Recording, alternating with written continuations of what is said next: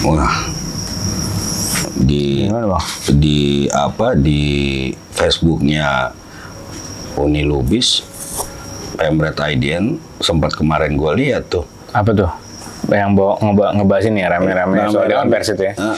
Menggandeng Luhut Pangaribuan. Kalau setahu gue Mbak Uni kan ini ya anggota Dewan Kehormatan kan? Dewan Pers. Gara-gara PWI. Lucunya katanya udah sidang ya? Udah sidang. Jadi tapi kayaknya dituliskan di berita-berita siluman kan? Iya. Ada yang naik gitu. Ya nanti begitu katanya bakal terbit kalau udah ada namanya PWI Perjuangan. Nah, besok jadi UKW-nya juga UKW Perjuangan. Jadi wartawan kepecah nih. Mau uji kompetensi di mana bang? Di yang perjuangan gitu. Jadi nanti kepecah juga. Gimana memperjuangkan suara rakyat? Kalau suara wartawan aja, iya nggak bersatu. Kalau itu ya, itu hampir semuanya di mana-mana pecah. Benar. Mau di wartawan, mau di hukum, mau di kekuasaan. Di kekuasaan.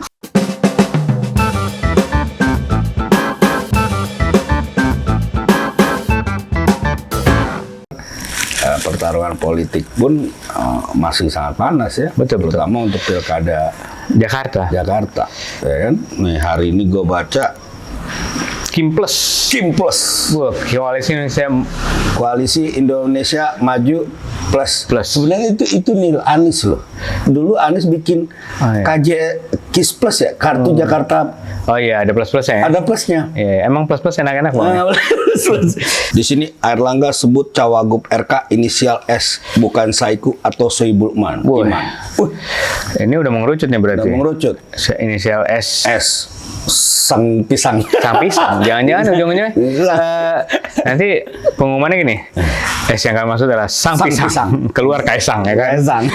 Kegocek lah semua kan? Iya, kegocek. PKS juga udah pindah lagi ke Kimples. Ya kan? Ternyata bukan dari, tapi sebenarnya S satu lagi itu ada Siswono kata yang dari juga. PKS kan? Dari PKS. Dia itu yang kayaknya menteri ya? Menteri zaman SBY dulu. Menteri zaman SBY ya kan? Dan jadi anggota Dewan Kehormatan ya? Iya, jadi dia tuh lebih senior sebetulnya dari si Sehu dan Sohibul Iman ya. Ya, bisa juga S kan, karena kalau misalnya Saiku dan Sohibul Iman kayaknya RK juga nggak mau kayaknya. Nggak mau. Apalagi Saiku sama-sama satu Jawa Barat kan. Betul.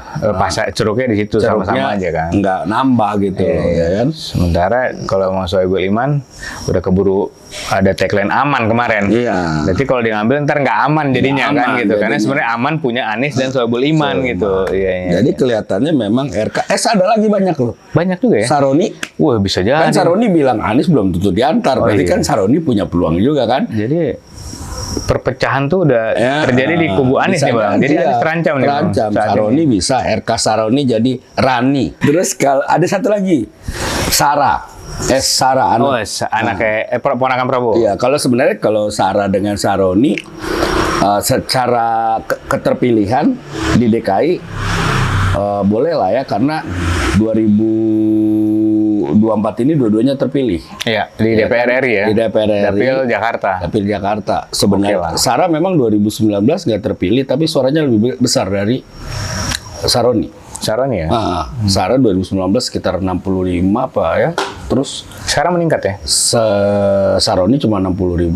Sekarang meningkat nggak tuh? Sekarang meningkat juga, lebih tinggi juga dari Saroni. Jadi secara keterpilihan dua-duanya di DKI masih punya apa, boleh dong pride gitu loh, dua-duanya. Jadi yang punya nama S sekarang lagi siap-siap ini angkat telepon kan?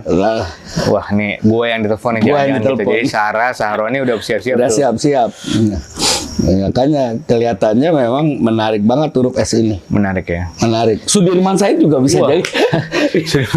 Sudirman Said tiba-tiba juga ini ya. Misalnya Sudirman Said, wah saya juga ini. Jangan-jangan besok compare tuh dia. Compare. Cuma saya yang 2S. Sudirman Said. Iya, betul. Jadi memang Kim itu juga belum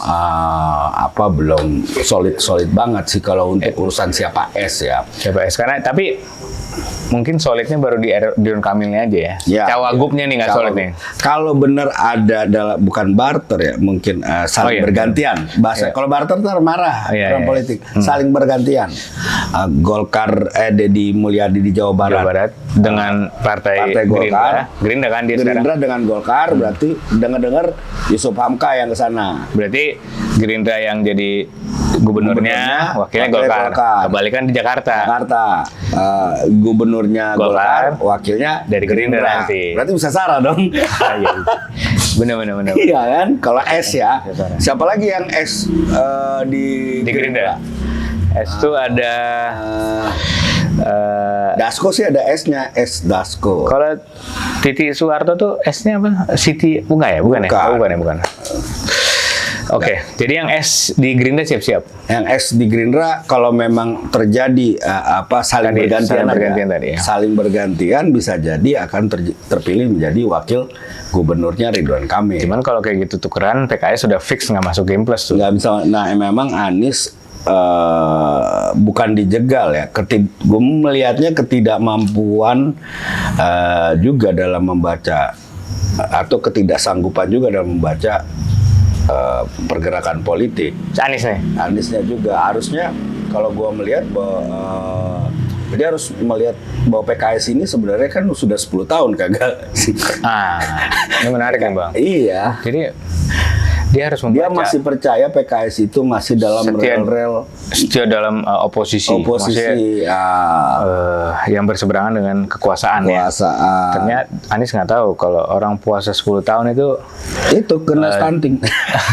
Bisa jadi kita ngebacanya sebenarnya di ini Bang ya, di Sumut nih kemarin. Iya, di Sumut. Dia dukung Bobby, habislah dirujak netizen kan, keluarlah Stifatul Sembiring bikin alasan, nyalain orang dia, nyalain partai lain, apa urusannya? Nah, itu loh maksudnya. Nah ini jangan-jangan PKS lagi nyari nih di Jakarta, feeling kita kalau tadi ngobrol tuh baca berita, nih PKS lagi mau nyalain Anisnya sendiri. Jadi dibilang Anies kita udah kasih tenggat waktu 40 hari, ternyata dia tidak bisa mendatangkan partai koalisi dan macam-macam. Terus tiba-tiba ada isu juga dari dalam kalau katanya Anies nggak setuju sama wakilnya Soebul Iman gitu. Dibikin seakan-akan PKS nih yang ini nih. Iya, jadi PKS itu kelihatannya punya kecenderungan memang bagaimana dia mencari pola politik yang ketika dia berpindah dukungan dari Anies ke tempat lain tidak mengecewakan kader dia yang selama ini memang barisannya kebanyakan Anies. Jadi kalaupun gue melihat gini, dan itu harus disadari Kim juga, kalau Anies pun ujungnya lolos nanti, kader pemilih PKS itu nggak akan milih partai yang didukung PKS di luar Anies. Jadi oke lah jadi ke Kim Plus Ridwan Kamil ya. Belum tentu tuh milih Ridwan Kamil. Belum tentu milih Ridwan Kamil. Walaupun dalam historinya Ridwan Kamil kan pernah didukung oleh PKS kalau tidak salah di Jawa Barat waktu itu.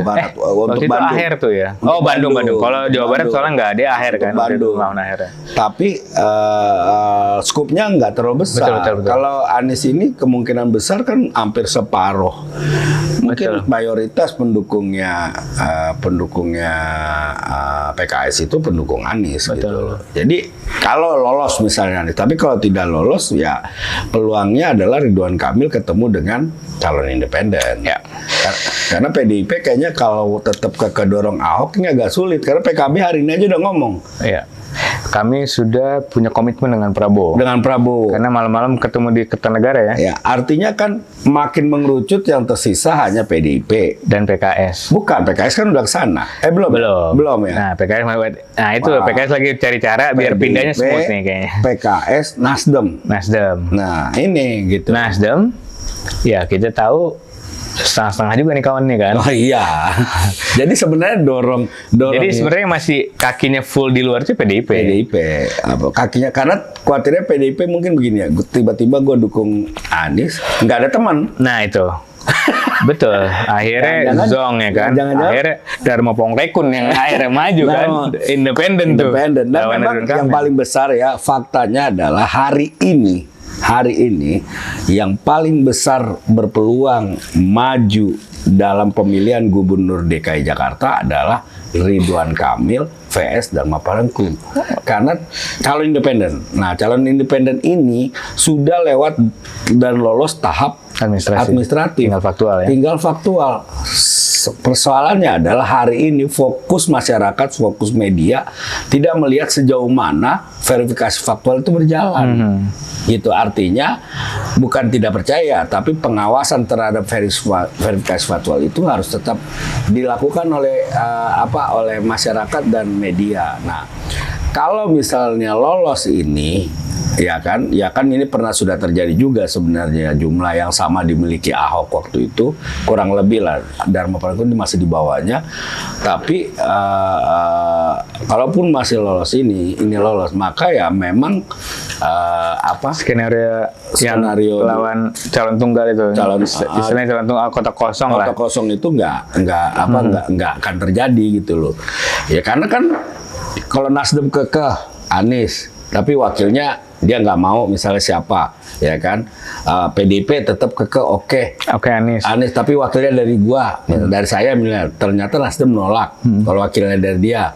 PKS juga nolak kalau misalnya Anies wakilnya dari PDIP. Karena lo kan gue suara terbanyak. Gue suara terbanyak, ya kan? Nah, memang pilihannya adalah Anies itu harus masuk, mungkin ya di langkah terakhir itu keputusan politiknya adalah Anies harus masuk salah satu partai dari 3 partai ini.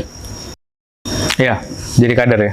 Karena kemarin Anies udah ditanya wartawan tuh, terus jawaban dia, ya kita lihat nanti. Artinya dia memang melihat peluang jadi kader tuh. Iya, jadi kalau dia jadi kader, mereka kader Nasdem. Artinya nggak mungkin dong wakilnya Nasdem juga kan? Betul. Ya kan? Atau dia kader PKS. Nggak mungkin wakilnya PKS juga. Itu juga kalau dia kader PDIP, nggak mungkin juga wakilnya PDIP kan? Nah, artinya kan memang ada sharing politik dan sharing sharing partai lah, partai pendukung. Jangan semuanya, karena Anies nggak bisa lagi mengukuhkan diri dia sebagai politisi yang independen gitu loh. Sekarang udah nggak ini lah ya. Jadi agak pilihan Anies cuma itu kalau menurut gua. Ketika dia sudah masuk, mungkin akan pecah juga tuh konsentrasi. Ketika misalnya Anies jadi kader Nasdem misalnya, ya kan. Akhirnya Nasdem juga loh, ini kader kita harus perjuangkan dong. Kan? Nah itu. Nah cuma masalahnya kalau ketika Nasdem dengan PDIP mau nggak dalam tanda kutip menerima Anies yang sudah jadi kader Nasdem untuk dipilih dan sebagai cagup, mengingat jumlah suaranya PDIP lebih banyak dibanding Nasdem. Dibanding Nasdem. Mungkin PDIP masih lebih respect di DPRD DKI. Iya, lebih respect mungkin kalau Anies di PKS, kalau di Jakarta ya. Ya, kalau Anies di PKS wakilnya kan bebas saja, bisa dari PDIP Betul. juga. Itu mungkin win-win juga sama PKS. Itu win-win solution. Betul. Jadi Anies tinggal nyari, mungkin di bayangan Anies ya, kalau dia masuk PKS terlalu makin kanan nih mungkin ya. Anies mungkin takutnya di situ. Cuman kalau dia ketika pilih wakil dari PDIP kan nasionalis ini bisa jimbang tuh. Walaupun memang minyak sama air kadang-kadang nggak susah ketemu juga. Susah ketemu, tapi di beberapa daerah minyak dan air ini bisa juga nyatu. Jadi menurut gua sih memang pilihannya itu.